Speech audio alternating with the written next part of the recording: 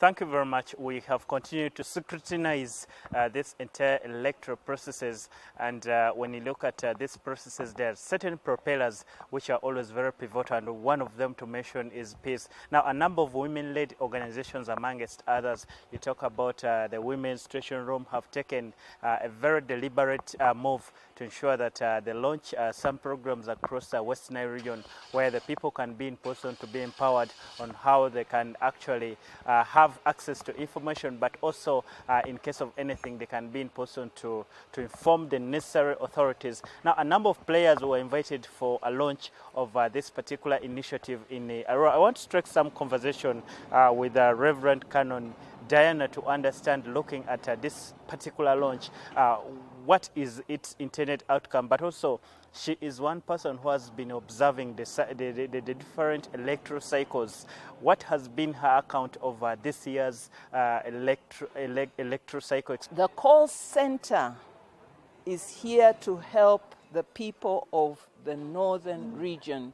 It is for rapid early warning and rapid response to potential violent situations that could escalate into harmful sort of violence. And so we want to nip conflict in the bud. So persons who may witness situations that can escalate into violence can call this center, people from the northern region. We have young people ready to receive your calls and to give us a report of what's happening at your particular polling station or in your particular area.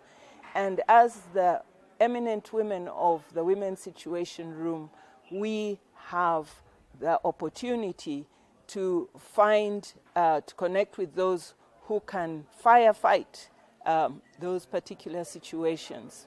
How does this help? First of all, we are very pleased.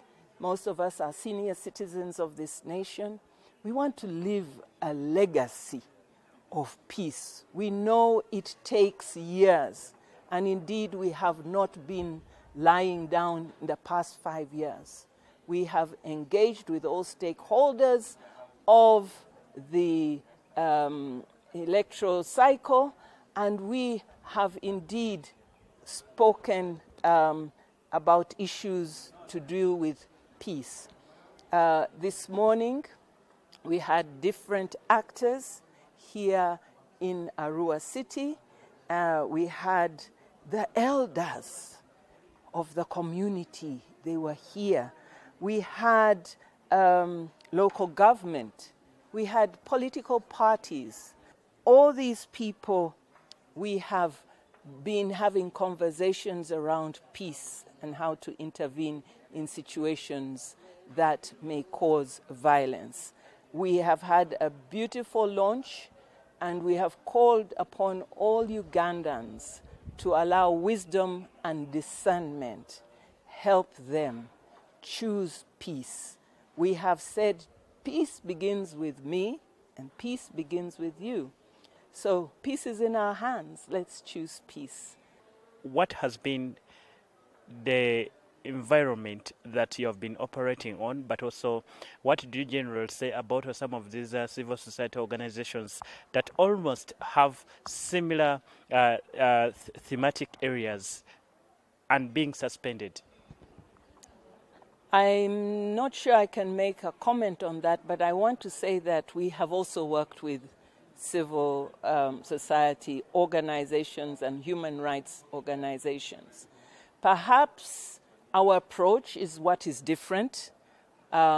We do not work in secret. We have conversations around these things, and we do not